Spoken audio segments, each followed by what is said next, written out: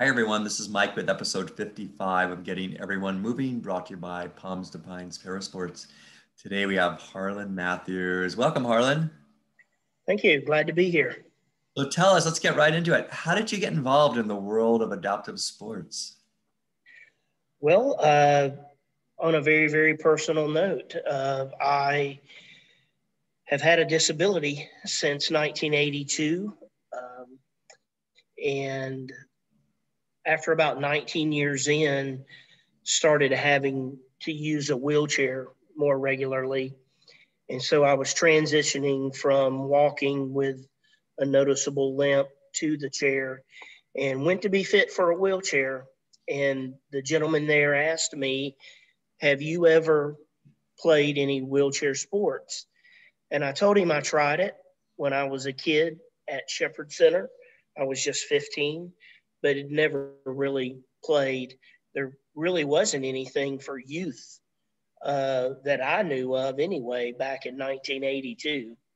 So this was 2001 when I went to be fit for the chair, and he told me about a program in Athens, Georgia.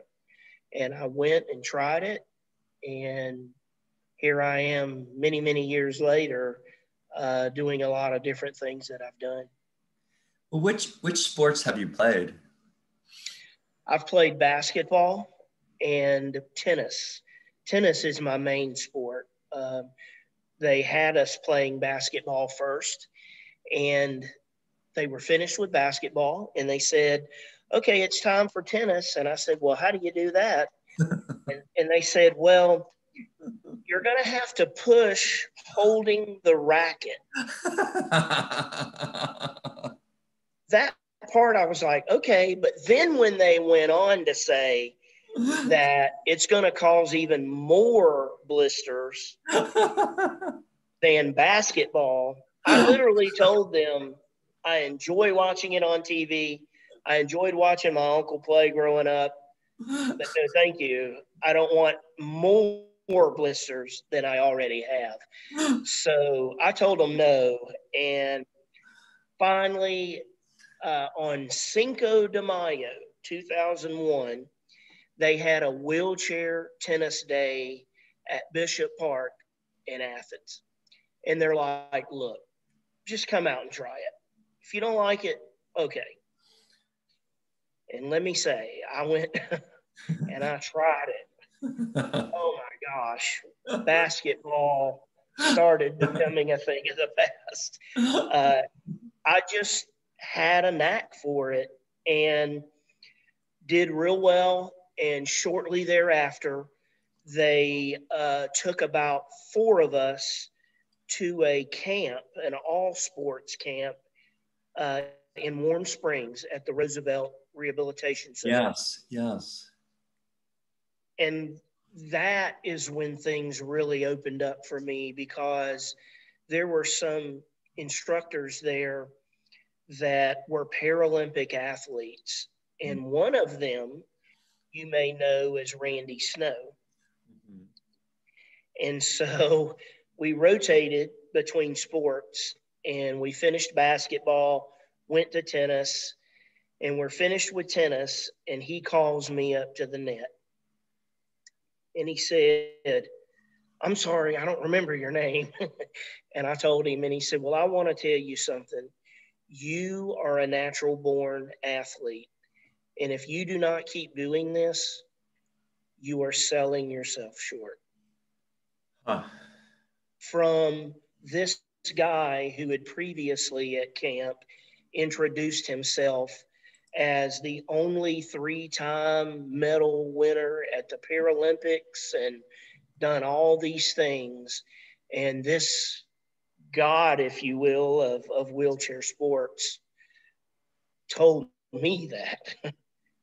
And even now, it makes me emotional, because just a minute of his time, at that moment, I felt like the sky opened, because I was struggling with transitioning from walking to going to a wheelchair. And it was a tough moment in my life. And for someone to encourage me, especially of his magnitude, it made all the difference in the world. And then to then still be friends with another instructor, Karen Korb, who has been a friend forever.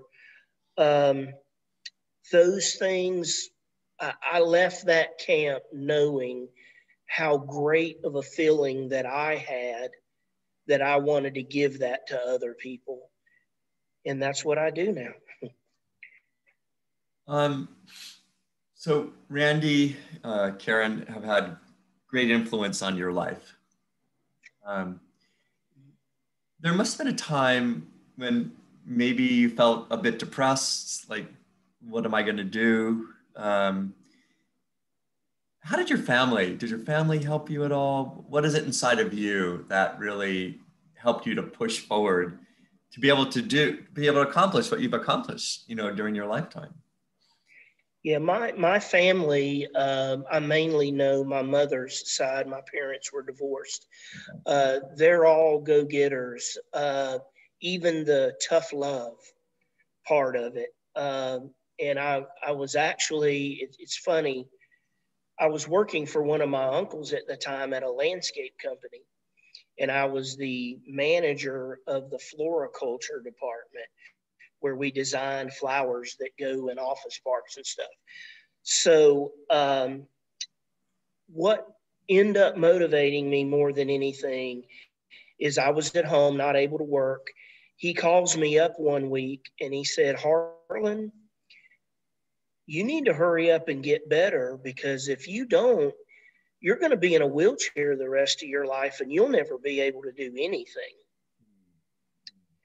So then a week later, the office manager calls me and says, hey, Harlan, when you come back to work, you're not going to be a manager anymore. You're just going to be like an administrative assistant. We're going to cut your pay by $5 an hour. And if you need an accessible porta potty, because we can't make this bathroom accessible, you're going to need to rent that porta potty out of your paycheck, but we'll put it out back for you. Well, here came the depression. Now, my uncle, I realized years later, was trying to motivate me, but that was the worst time. Yeah. And so I did go on antidepressants and was very down and just felt like I'd been kicked in the teeth. But then, as we go back to your first question about how did I get involved, when I went to be fit for that wheelchair and I started playing sports, there was just this amazing empowerment in me, and it left the court with me and went home, and I started feeling positive. And so many, many years later, I was receiving an award for Wheelchair Player of the Year. And who do you think I invited to go to accept that award with me? It was my uncle. And I said to him when we were in the ready room, I said, Uncle, I'll tell you something. Because when I started feeling better, a thought came to my head. You know what?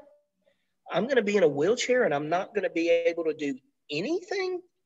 I am going to prove this SOB completely wrong. Yeah. And that was the driving force to show that just because I have some physical limitations, that does not define everything about me. And so really, his statements ended up being the motivation to prove that guy wrong. And then he went with me to accept that award. And I said, maybe that's what I ended up needing. As hard as it was and as tough as it felt, that's probably what I needed. I said, but if you ever do that again, I'm going to kick your butt, I told him I was going to do something else to him, but I can't talk about that here. But I just told him, but really that family, that Johnson family drive must be in me, because that's just how I live. Even now as the tournament director, I don't want to just be a tournament director. Yeah. I want it to be the best tournament if it can be, and those kind of things. So there's some good work ethic once you get your head on right. Yeah. So obviously you're an elite athlete. One of the few in the world. You're at the top. You've been at the top of your sport. What feeling did you have? And talk about, you spoke about work ethic. How many hours a day would you need to practice to be one of those elite athletes? Yeah, to be at the super elite level, which I never was quite at the Paralympic level, because I was 34 when I started playing. So if I would have known about this when I was 15, yeah, or had the opportunity at the age 34, I'd have been a retired, beat up athlete, but so I didn't progress as far as a lot of youth would have had, but my journey started out as wanting to be the best tennis player ever, to then in 2004 becoming certified to be an instructor, to teach other people, to develop them, because I knew I was older in age. yeah, And so then in my mission, in all honesty, was to try to get people as quick as possible before they were 19 years into their disability, to not waste 19 years that I felt I had wasted. And I hate to use the word wasted, but yeah, that I couldn't have taken advantage of as much as I probably should have. So then I want to reach those people. And now it went from tennis player to instructor to programmer, although I still teach tennis. But kind of going back to your question, really, the best feeling ever for me is if I can look around and see a lot of other people that in some capacity I was able to work with them, or to empower them, motivate them, inspire them, whatever word you want to use, and you look and see them out here doing things. That is the biggest trophy or award that anyone could give me, to know that somehow I was a part of that. In the majority of interviews, maybe all of the interviews that I've done, there's this talk, as you just said, it's about giving back. What kind of feeling, do you get from, now being this guy who can, give back and help to develop younger players? You're asking me what kind of feeling does that instill in me, or what do I get? Yeah. It's almost like that question catches me off guard, and I'll tell you why. Because I just don't think about that. Yeah. I'm just doing what I do. I'll tell you this: it is very humbling. It is very good to now know that I have found my purpose. So this is not a disability that I have. This has given me my abilities, and that is to help so many others. Someone took the time for me. So, I've heard people talk about legacy. When you leave this world, what's your legacy going to be? And I can only hope that it would be that I just wanted to make life a little easier for others, based on what I understand by what I've gone through. Yeah, that's a very, that's a remarkable statement, that you just made. Really, really terrific. Really, really terrific. So talk about more about, what you do in your job on a regular basis. Okay. So I work full time for Henry County Parks and Recreation. I've been here since 2006. So I'm working on about 15 years now. And they hired me as a therapeutic recreation specialist.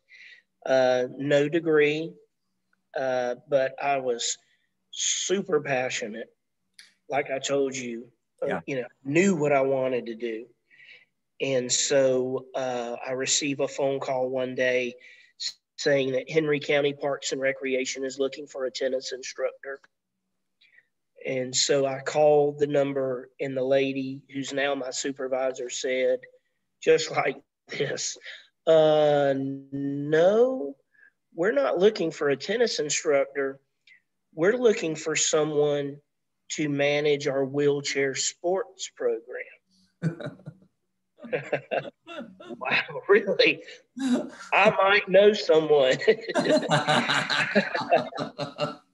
So I've been here that long, and now in addition to coordinating wheelchair sports, I manage our tennis center at Richard Craig Park. So that's the rackets you may see behind me. I'm at the tennis center right now. Yeah. And so it's a dual role, but it's something I enjoy, and part of the job with wheelchair sports, part of it, we have a kids wheelchair sports team called the Henry Hurricanes. It's a partnership with the school system through ASP, AAASP, who manages that for the school system for Georgia High School Association. So it's interscholastic competition against other schools. And we play wheelchair handball, which is like soccer, but you're throwing it. We play wheelchair basketball, that a lot of people know, and wheelchair football. And football's pretty neat. It's all three of them are in the gym.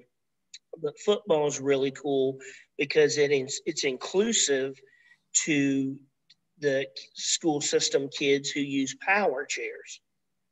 And because they have limitations with their arms, when they go out for a pass, all you have to do, the quarterback, is throw the ball and hit their wheelchair or their body, and they have caught the ball. It's a reception.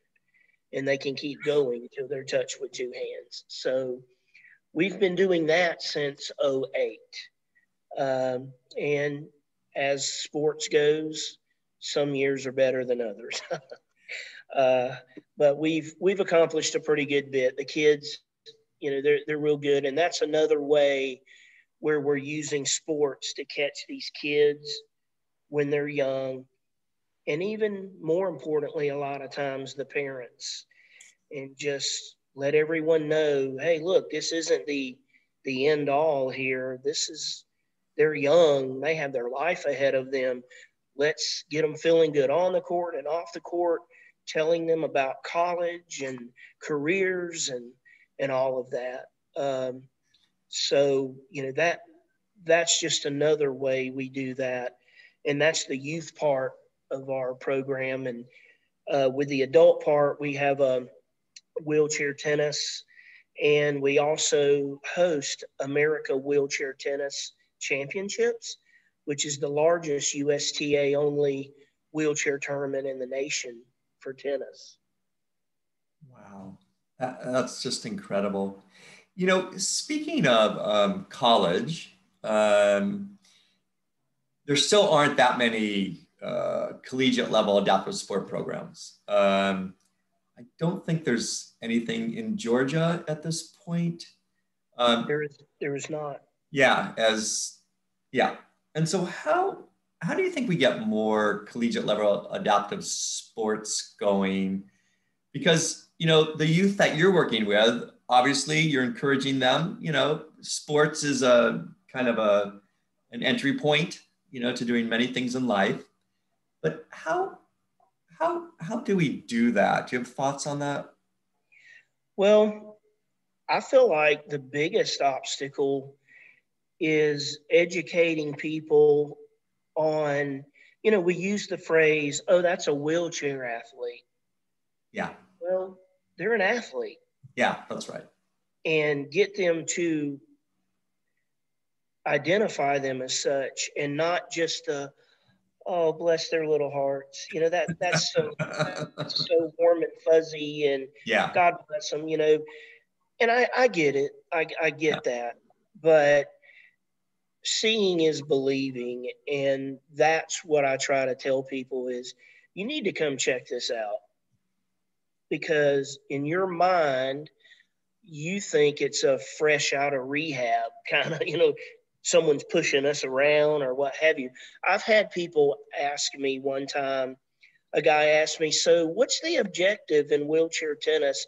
Are you just trying to hit the ball to each other? Oy. And I looked at him and I said, are you kidding me? Like, that's not how I'm going to win. I'm trying to hit it away from them, but you know what? I appreciate the question, Sure. Because this gives me an opportunity to educate that person a little bit. Yeah. Like if someone says, oh, you play Special Olympics, because they don't understand that there's a difference. What I have and a lot of others are not a cognitive delay. Yeah. It's physical. And so some people will get a little offended by that, but I just try to use it as an educational moment to identify the difference between the two, and that they both have a good impact and they're good things, but here's the difference between them. Yeah. So educating people that this stuff is out there and accepting it as true athletics. And, there's a lot going on now, like with the NCAA, the March Madness. You may have heard recently, like there's the women's division of that.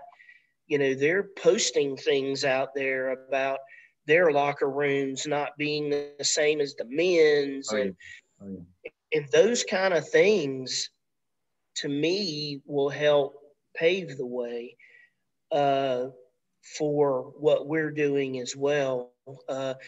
There's a lot of, hey, what about our group going on these days, whether it's race or gender or what have you, people just need to look at others as individuals, but see, the differences, but see, okay, well, what's the similarities here? And, oh, they're using a wheelchair, but it's just sports. And someone's told me that before that I invited to a game. Wow, coach, within just a few minutes, the wheelchair goes away. It's about the ball. And I said, that's exactly right. Well, it's about, yeah, I mean, someone might use a wheelchair, for mobility purposes, but we're athletes, right? Right. That is the point. I think it's interesting. I mean, I've had that Special Olympics kind of distinction come up as well. And I'm working with people with developmental disability now, as well as people with physical disability. And, for me, it's about you're pushing people to play at the best of their ability, isn't it? Go ahead. Yeah, I was going to say that, yeah, you're pushing them to the best of their ability. So as a coach, it's my responsibility, I feel, to not just focus on what they can't do, because those limitations are obvious. But now, what does that athlete have, and how can I help them make the best of it? Example, on our kids' team, we've had some kids with pretty pronounced CP, cerebral palsy, and their hands will be like this, but they want to play basketball. Well, to play basketball, you can only play in a manual wheelchair. So this one boy, I called him Killer Kelly, and he had that, and he could not push down the court and get across half court before everybody's coming back again. So I told him, make an effort, but here is your job. You're going to be down on the end where it's defense, and your job is to go horizontal, to go parallel with the free throw line. And you're trying to clog the lane to keep them from crashing the lane. So wherever the ball goes, you go ball side, push forward or pull back. And that was all he could do. But you know what? That was his role. And when Killer Kelly did not do it correctly, or if he spaced out, he heard from me. And so if he's not challenged based on what he can do, what message are we really sending to him? Yeah, no, you're absolutely right. You're absolutely right. What do you, I know the USTA has a wheelchair tennis kind of, I don't know what you call it, division maybe. But they're really looking at promoting, getting more youth involved, right? What do you see as the future of tennis? If we do not develop these youth, it's going to be in trouble. Already, what USTA has done is combine the divisions where they used to be gender-based, male and female. Now, because of not as many numbers like in the runner or able-bodied world, they've combined so that it's co-ed. So there's men, they just started this year. So women will play in men divisions and so on. They were doing that before, so now they've just combined them. But we have to develop, if we developed enough juniors to play, we could have separate gender divisions. We just don't right now. There does need to be a concerted effort to grow the sport. It ebbs and flows, but I think it's been going down a little bit from what I've seen since I've been playing. The women's divisions really started going down, and the quad division at the lower skill levels. And so we've tried to help with that with our tournament here with sponsorships, corporate sponsorships, where the first 16 women are all-inclusive free, and the first 16 quads and veterans and things like that. But yeah, and there are so many wheelchair sports organizations out there that, I wish that there would be some good partnerships between them and USTA, and they may be forming them. I don't want to say that there's not any or there's not an effort going on. I'm just not privy to that information. But if they could be, and funding be provided and assistance, then I think we would do okay. It's just, it needs a big effort, a big push. Okay. In the U.S., so, we've had the American Disabilities Act, a number of years, just celebrated the anniversary. But what challenges, what perceptions kind of do you run into? And the broader question is, how do we help to make, American society more inclusive? Well, the good thing is that tennis is very inclusive because different than basketball, if you and I were playing against each other and you're a few feet taller than me in my chair, you could block my shot all day and Right. probably run faster than I can push and things like that. But with tennis, we can play together. Now, with basketball, if I put you in a sports chair, Yeah. it even the playing field. But with tennis, I don't have to ask what we call a runner to get in a chair in order to play with me. I mean, I play in with some local teams where we're playing doubles, and I'm the only one on the court. So it's myself with my able-bodied partner or runner and two runners across the net.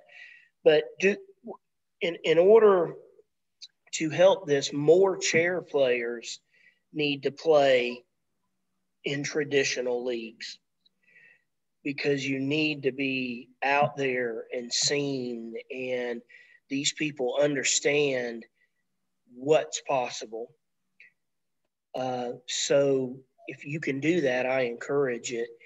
Doesn't matter what level it is, but you can even self-rate down to a lower level due to the differences with mobility. So one, we have to be seen and participate. It's kind of like, well, you need to take it to them. Yeah. And so that's very important, is for me to be out there, because the typical thought is, oh, I hear it all the time. Boy, if that were me, I don't think I could do that. You know, people saying if they were in a wheelchair, because they can't wrap their head around it. But when you show them, it's a different story. And I think I really do feel people mean well when they see you playing in a chair and they make the comment, wow, I can use both my legs real good and I can't even do that. And they mean well, but when you really listen to that, it's like, so then really deep down, the perception is because I'm in a chair, I shouldn't do that well, but I am. Yeah. You know, I don't feel like they're being mean. That just says a lot to me. Um, so I always come back with, whether it's absolutely true or not about their personality, I'll say, well, you know what? I see you. Like, you look like an extroverted person, or you look like a go-getter. And I would think if you were in this situation, you'd be doing what I'm doing, if not more. Yeah. Just to plant that positive energy inside them. But what else do you think, we can do in the United States to bring about, further inclusion, whether it's accessibility issues? I mean, I don't know what it's like in Athens, if you use a chair for mobility. What are some of the things that you think we can work on, as a country to make things more accessible, more inclusive? The very first thing I think of is, while people's efforts and while those are good, their intentions are Yeah. the best. Yeah. If they don't have a physical limitation, if they're not a chair user or a crutches user or someone with cognitive delays, whatever, if you're not utilizing people from those populations to help you with these accessibility, like, you could say to me, Harlan, I want to build you a ramp to go in somewhere. And that ramp be just like this. Nowhere near, for every inch up, 12 inches out, according to ADA specs. So I can't push up that ramp. You meant well, but if you would have said, hey, Harlan, I want to make you a ramp, what's the best way for me to go about doing this? How steep do you need it? Hotels, great example. You go into a hotel room and it's an accessible bathroom. And you go in that shower, and on this side of the shower is the bench that lets down. And on the far other wall are the knobs in the shower head. Well, I'm not a very tall guy and I have short arms. There's no way I can reach way over there to turn on the shower. Where if they'd put it right here on the side where I can get to it. But that just tells me they have not consulted with someone who day to day lives that and could tell them this is the practical way to do it. Yeah. So I think more people need to be involved who are living it and with the accessibility issues or the accessibility topics. Because I come in contact with that all the time. So more people, in our population's involved, or simply know what questions to ask. You can't just always follow by the book or the blueprint. Yeah. I caught a glimpse of your tattoo. Tell us about it. This is a tennis ball on fire. I don't know if you can see it real well or not. Yeah, I can see it. Yep. What does it symbolize to you? Well, tennis has really changed my life. Sports has, but mainly tennis.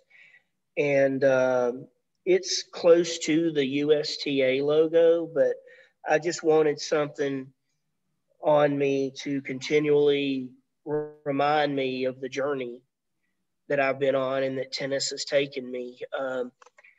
I've said in front of people before that it's amazing.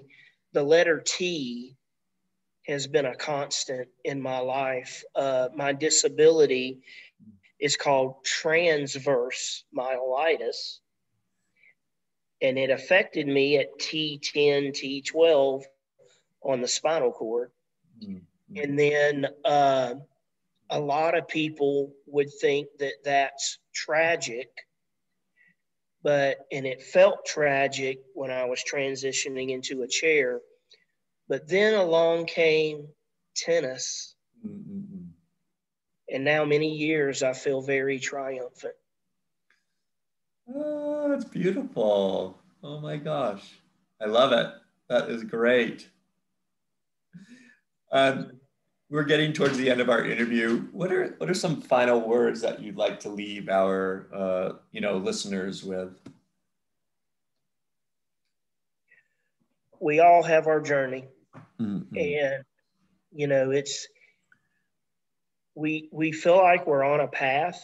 I felt like when I was 15, I was headed for an ROTC scholarship, join the Air Force and be an aerospace engineer, and I had all these plans. Well, that's not the plan that I felt like life had for me. It took me years to be comfortable enough to accept that this is only part of who I am, that my physical limitations do not define me. But we all have something going on. So we have to learn to live with it, somehow embrace it, and learn that it's okay. And what am I going to do with this to help other people who also feel the same way? I'm an ambassador to this part of life, and just don't let it beat you down. It's going to be okay. And at some point, you'll know why. Just trust the process. Well, Harlon, this has been an amazing interview, and just thank you so much for your time. Thank you too.